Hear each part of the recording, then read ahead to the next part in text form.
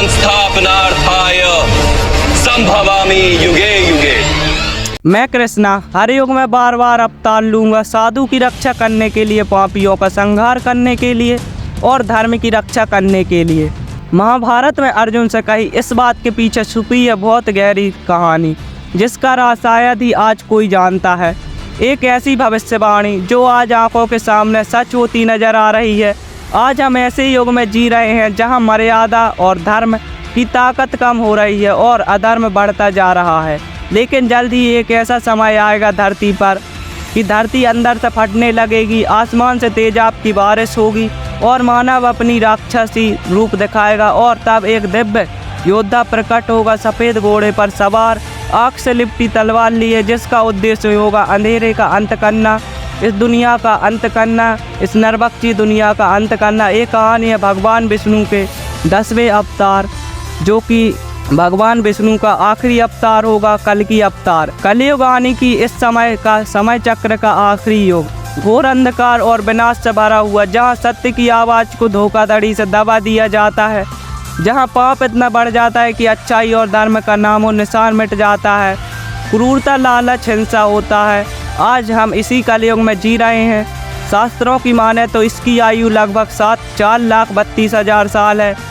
अभी तक इसके 5,000 से ज़्यादा साल बीत चुके हैं। ऐसा माना जाता है कि कलयुग के पहले 10,000 साल गोल्डन पीरियड हैं, जहां अच्छाई और उम्मीद की हल्की किरण अब भी बची है, जहां अभी भी देवताओं को पूजा जाता है और धर्म का पालन किया जाता है। लेकिन 10,000 सालों के बीतने के बाद एक ऐसा समय आएगा, तब इंसानों का घिनौना चेहरा सबके सामने आएगा, जहाँ ऐसा समाज बचेगा कि कोई हमदर्दी, कोई एकता नहीं बचेगी, जहाँ पाप का बोलबाला होगा और अच्छाई का विनाश कर दिया जाएगा। इंसान इतना भ्रष्ट हो जाएगा कि अपने किसी सगे का भी भरोसा नहीं करेगा, वो अपने से ही धोखा करता जाएगा और लालच सब कुछ खत्म कर देगा, जिसके बाद पूरी दुनिया विनाश की कगार पर आ खड़ी होगी। लोगों के पास खाने के लिए खाना नहीं होगा, सारी नदियाँ सूख जाएंगी, पृथ्वी पर अंधकार छा जाएगा और तेजाब की बारिश होगी, धरती सूखकर अंदर से फटने लगेगी, क्योंकि कली नाम का ताकतवर असुर, जो क्रूरता, हिंसा, पाप और लालच का प्रतीक है, वो अपनी चरम सीमा पर होगा, अंधकार से भरा होगा। उसका काला रंग, उसकी चमड़ी खुरदुरी होगी, मुँह से निकलते बड़े बड़े दांत और लालच से भरी हुई लाल जीभ, आग जैसी चमकती आँखें, उसके शरीर में आती हुई भयानक बदबू। इस सब से कली एक ऐसा असुर है जिसे देखकर ही इंसानों के मन में डर भर जाएगा। इसका जन्म ही अधर्म, पाप, लालच में हुआ।